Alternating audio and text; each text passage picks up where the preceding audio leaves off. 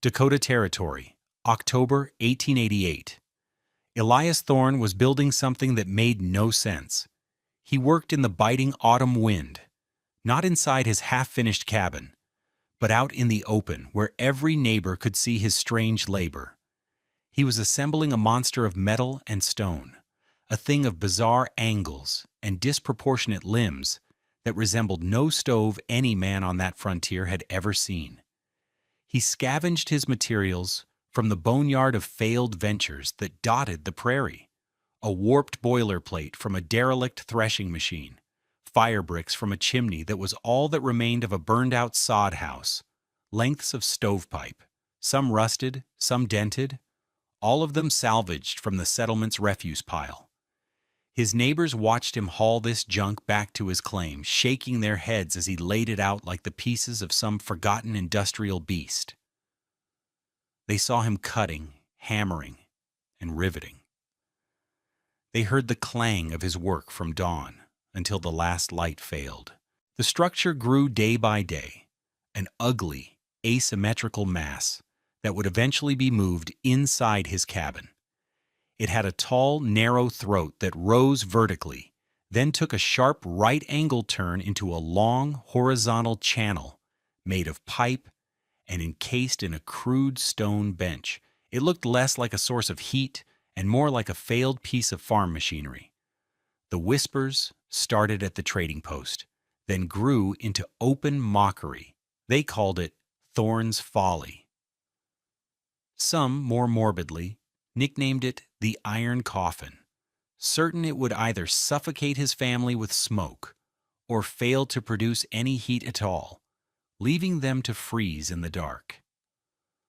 What did this quiet, intense newcomer, a man who spoke with the clipped precision of a city engineer, understand about surviving a Dakota winter that every seasoned farmer and trapper had missed?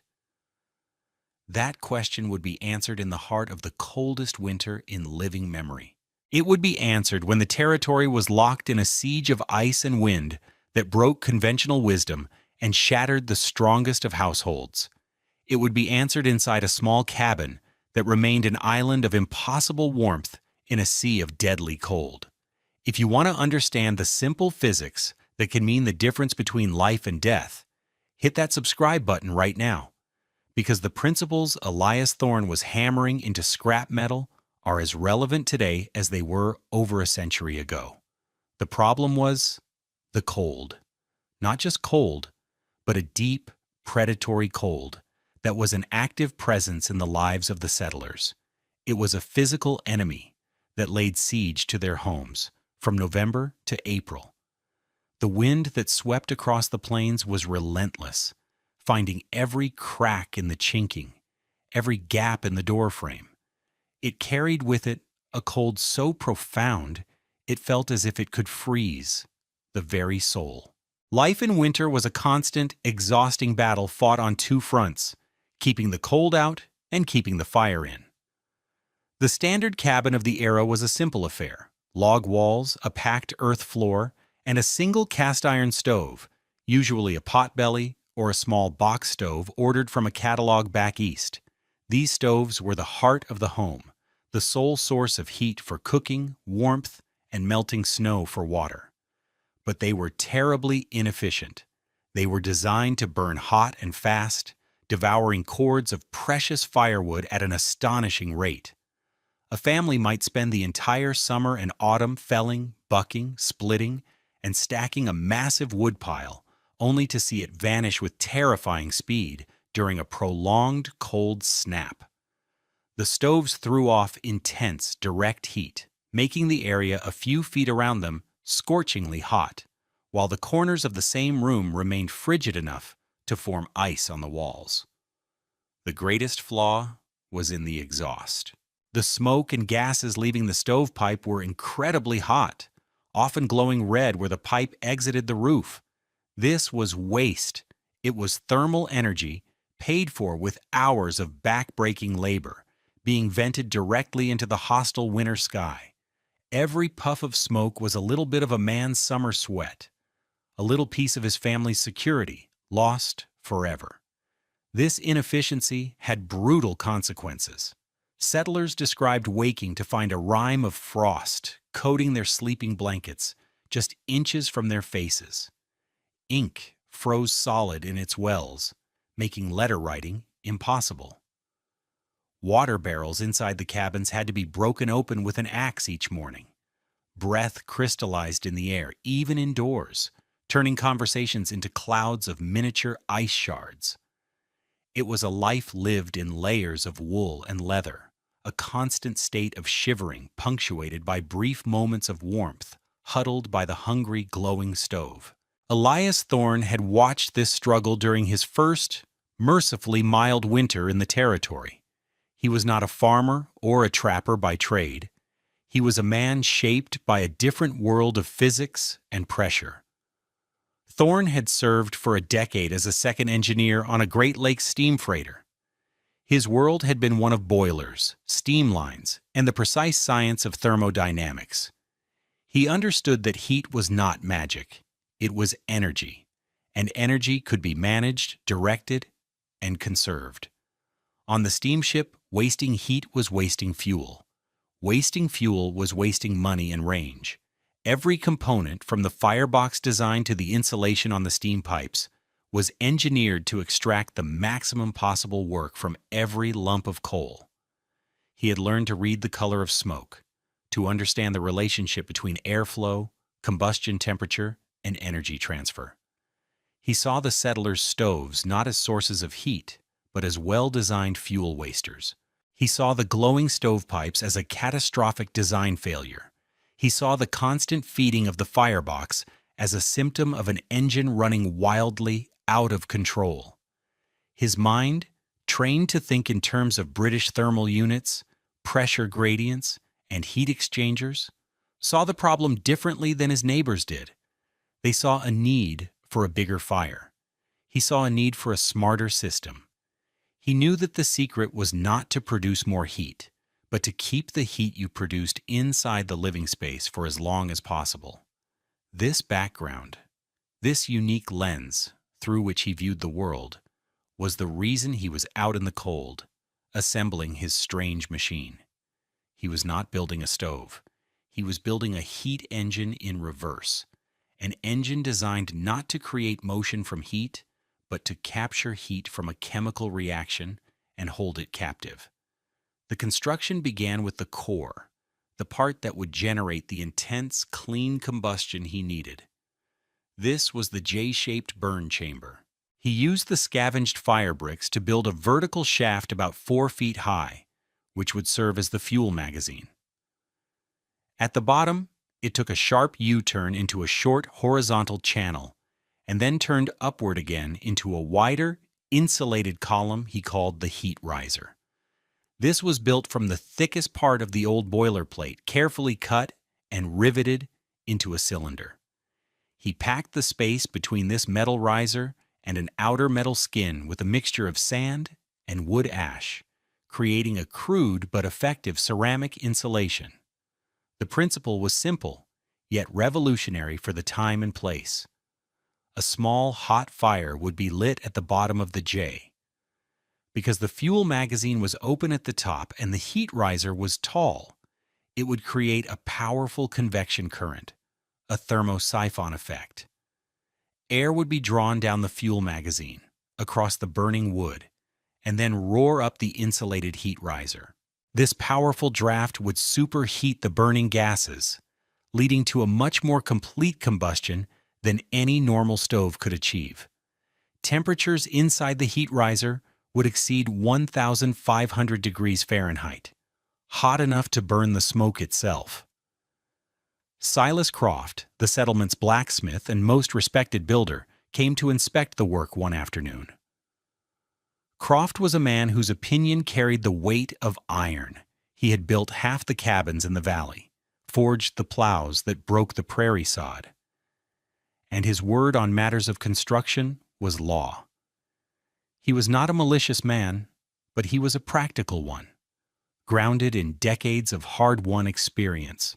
He watched Thorne carefully fit a section of stovepipe to the top of the heat riser.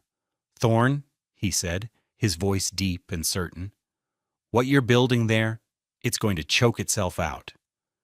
Elias Thorne paused, wiping sweat from his brow with the back of a greasy hand. "It should draw well enough, Mr. Croft." Croft shook his head, pointing with a thick finger at the long, horizontal run of pipe snaking away from the riser. "That's your mistake. You're running your flue sideways, nearly flat. Smoke wants to go up, always. You're asking it to travel 30 feet sideways before it finds the sky. It'll cool, it'll slow, and the creosote will build up in a week. You'll have a chimney fire or a cabin full of smoke before the first real snow, I guarantee it." His objection was technically sound.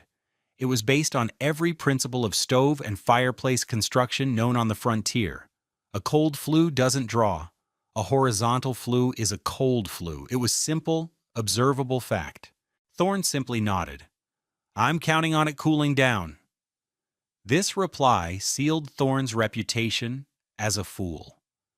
Croft walked away, baffled and concerned. The story spread through the settlement that evening.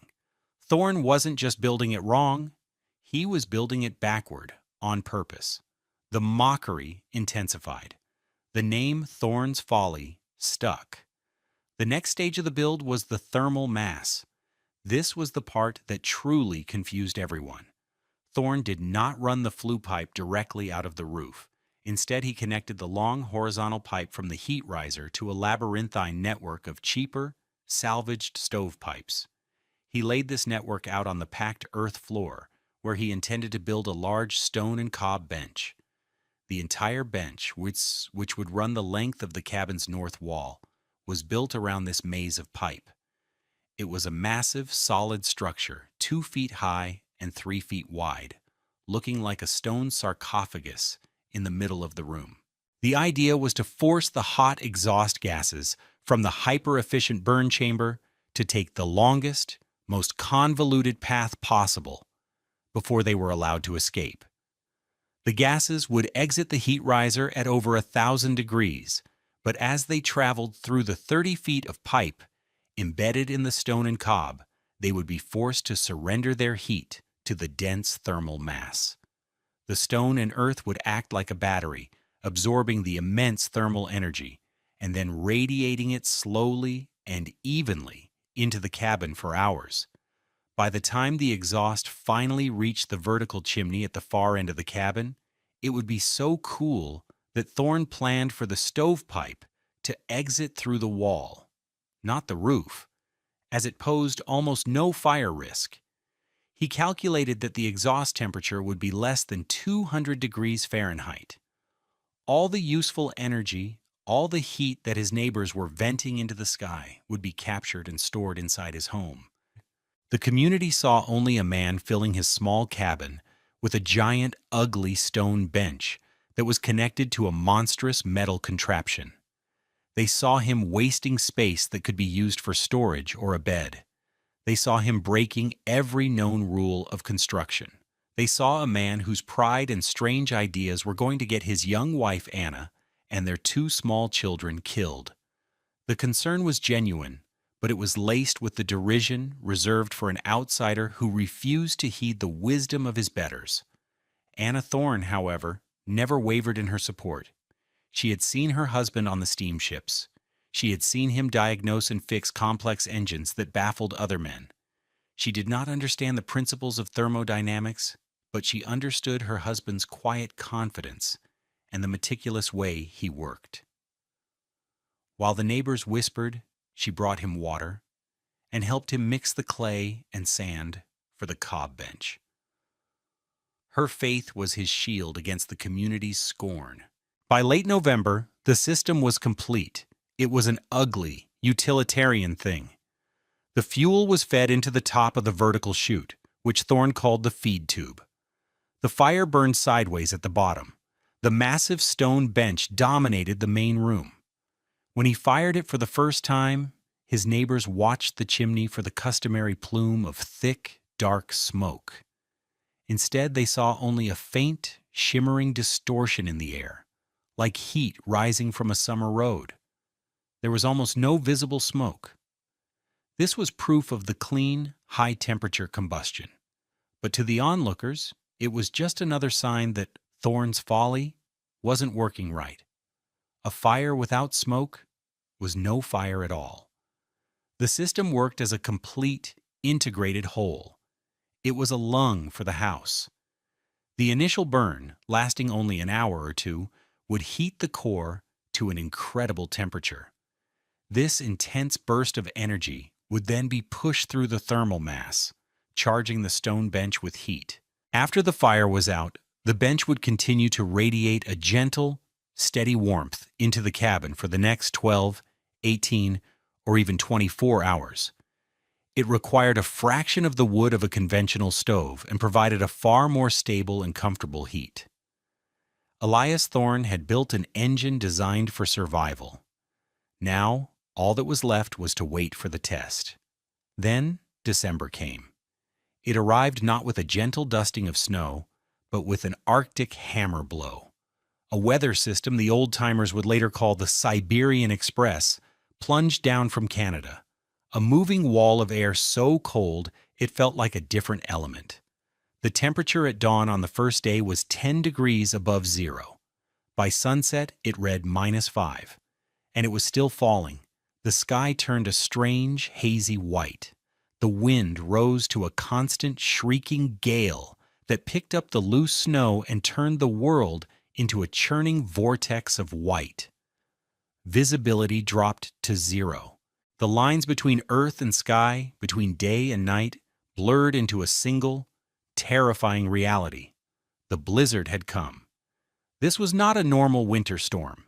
This was a once-in-a-generation event, the kind of crisis that strips away all pretense and reveals the raw truth of a man's preparations. Across the settlement, the battle for survival began in earnest. The flaw in the conventional stoves became immediately and terrifyingly apparent. To combat the incredible cold and the wind that sucked the heat from the cabins, the settlers had to feed their stoves constantly. The iron boxes glowed a dull cherry red, radiating a fierce but localized heat. The demand for fuel was insatiable. Wood piles that were meant to last for months began to shrink at a horrifying pace. Men wrapped themselves in every layer they owned to make the desperate, dangerous journey to the woodpile and back, often guided only by a rope tied between the door and the stack. They returned with armloads of wood that seemed to turn to ash in a matter of minutes. Inside the cabins, a grim reality set in.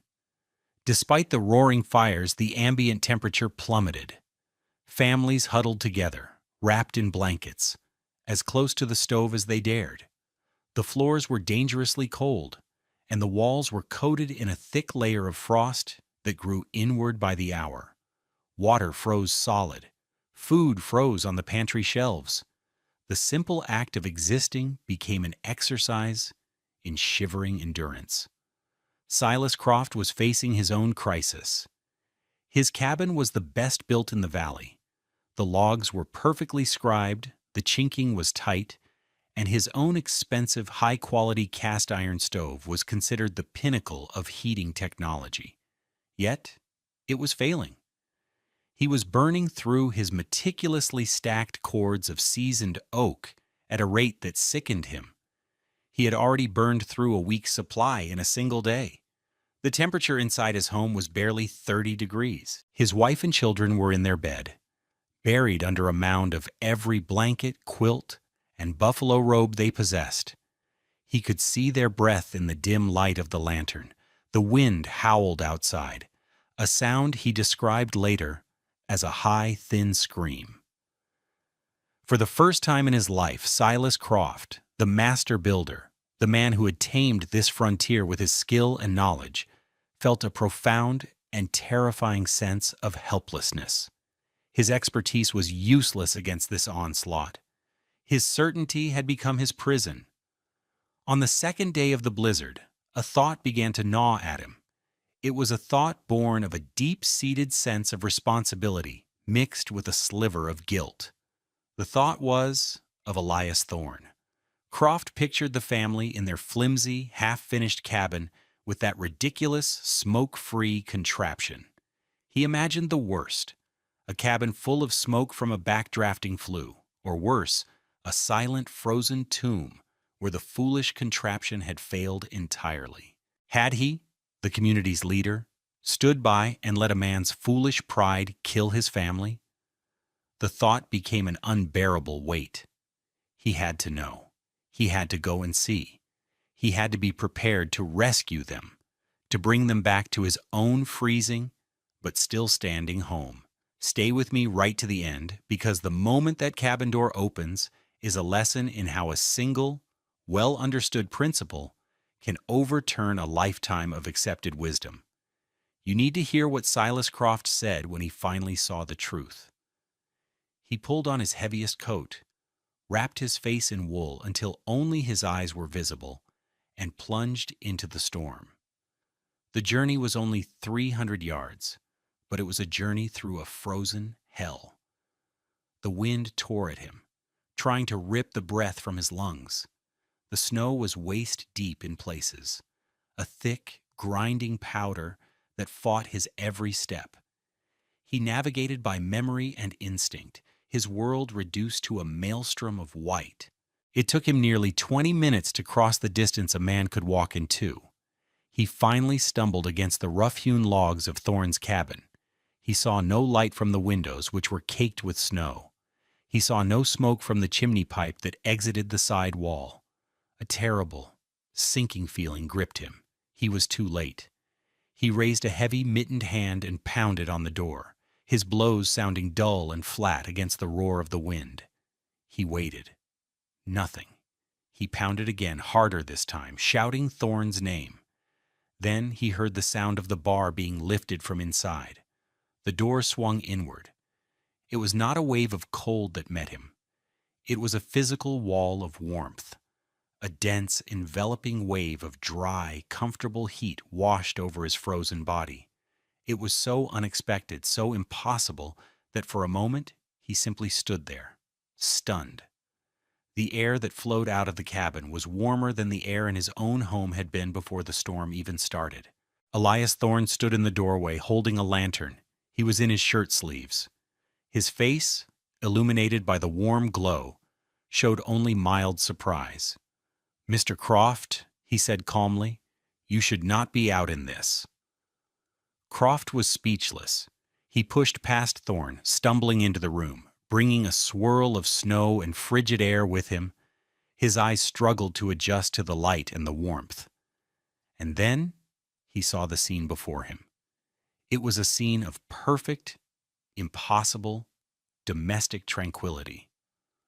Thorne's two small children, Samuel and Lily, were playing on the floor. They were barefoot. On a packed earth floor in the middle of a historic blizzard, they were barefoot and comfortable. His wife, Anna, was at a small table, humming softly as she worked. Steam rose from a loaf of freshly baked bread cooling on a rack nearby. There was no frost on the walls. There was no ice on the single-pane window. The air was fresh and clean, with no trace of smoke. It was an image of ordinary life that, under the circumstances, was the most extraordinary thing Silas Croft had ever witnessed. He tore the wool scarf from his face, his beard crusted with ice. His eyes darted around the room, trying to reconcile what he was seeing with what he knew to be true. He looked at the monstrous stone bench that ran along the north wall. It was radiating a gentle, pervasive heat, like a sun-warmed rock in summer. He could feel it through his thick boots. He walked over to it, his movements stiff with cold and disbelief. He placed a bare hand on the stone surface. It was not hot to the touch, not scorching like a stovetop. It was deeply, pleasantly warm. He then pressed his hand against the cabin's north wall, the wall that faced directly into the teeth of the gale. He expected it to be ice cold. It was warm. The entire stone bench was acting as a massive radiator, warming the very structure of the cabin itself. His expertise, The very knowledge that had caused him to mock Thorn now allowed him to understand the magnitude of what he was seeing. He began to investigate, his mind working furiously. He looked at the feed tube of the stove.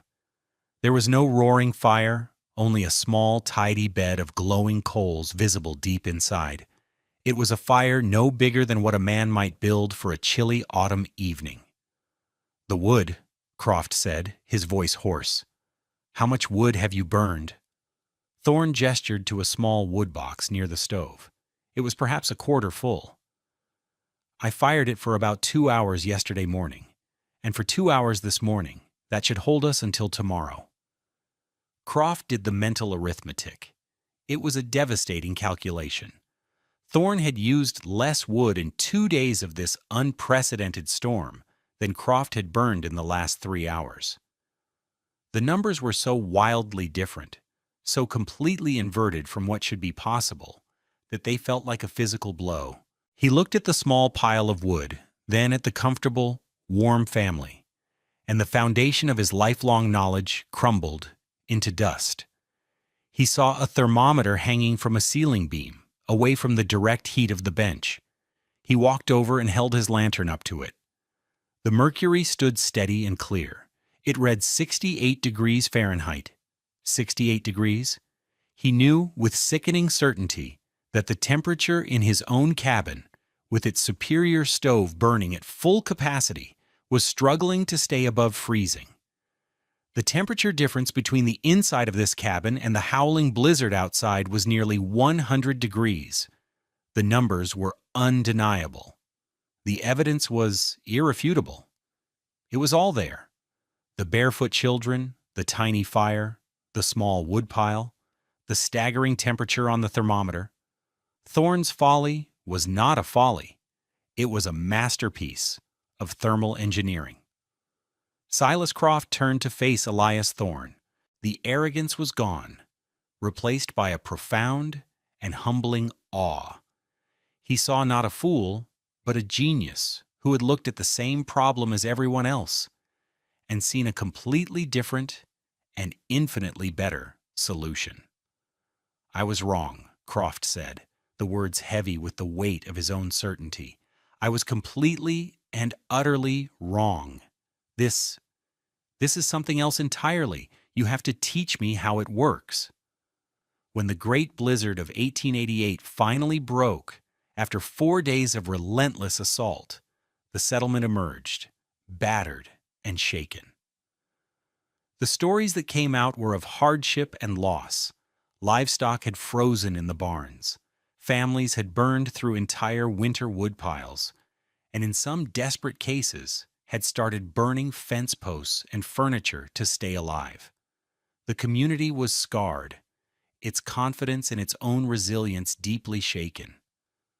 But one story spread faster than any other.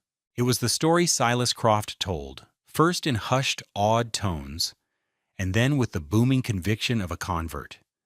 He told of the journey through the storm. He described the moment the door opened, the impossible wave of warmth. He spoke of the barefoot children, the fresh-baked bread, and the number on the thermometer, 68 degrees. At first, people were skeptical. It sounded too fantastic to be true. But the source of the story was Silas Croft, a man whose word was as solid as the anvils in his smithy. His testimony could not be dismissed, and he did not just talk, he acted. The following spring, the first person to seek out Elias Thorn was Croft himself. He arrived not with advice, but with a humble request for instruction. Thorn, a man devoid of arrogance, shared his knowledge freely. He sketched out the designs in the dirt with a stick, explaining the principles of the J-tube, the insulated heat riser, and the critical importance of the thermal mass. He explained that the secret was not the fire itself, but the complete capture of its energy. Croft, with his builder's mind, grasped the concepts immediately. He saw the simple, elegant physics behind it all.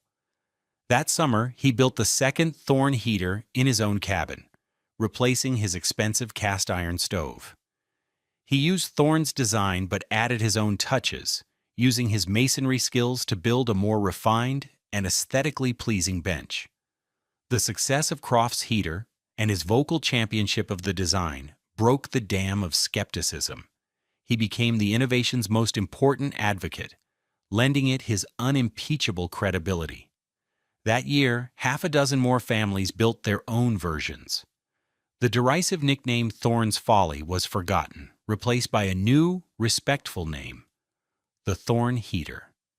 It became a symbol of frontier ingenuity. The designs were adapted based on available materials. Some used brick, others used river stones and clay. The core principles, however, remained the same. A small, intense, clean-burning fire, and a large thermal mass to capture and slowly release the heat. The visual landscape of the settlement began to change. The massive, precarious woodpiles that had once symbolized a family's security began to shrink, replaced by smaller, more manageable stacks. The transformation in the community's life was profound. The following winters were no longer sieges to be endured, but seasons to be lived. Cabins became homes, comfortable and warm throughout. The constant gnawing anxiety about the woodpile lessened. The health of the community improved, with fewer cases of the respiratory ailments that plagued families living in cold, damp conditions. Elias Thorne never sought fame or fortune from his invention. He was a quiet man who had simply wanted to keep his family safe. He became an informal teacher, a respected elder in the community, always willing to share his plans with anyone who asked. He had faced down ridicule not with arguments, but with quiet competence and empirical proof. His vindication was not in being proven right, but in the sight of his neighbors' children playing on warm floors during the cold Dakota winters. The real impact was not measured in degrees on a thermometer or in cords of wood saved. It was measured in human dignity. It was measured in the simple freedom of being able to move about one's own home without shivering. It was measured in the baby who survived its first winter, in the elderly couple who no longer had to spend their days huddled under blankets, in the quiet confidence of a community that now knew it could face down the worst the prairie had to offer. The story of Elias Thorne and his strange stove is a powerful reminder that sometimes the most revolutionary ideas are born not from a desire for glory, but from a simple, practical need. It demonstrates that established wisdom, no matter how deeply entrenched, must always be subject to the test of evidence. The crowd may laugh and the experts may scoff, but the laws of physics are indifferent to popular opinion. A solution that works is a solution that works, regardless of how it looks or from whom it comes. The principles behind the Thorne heater are not lost to history.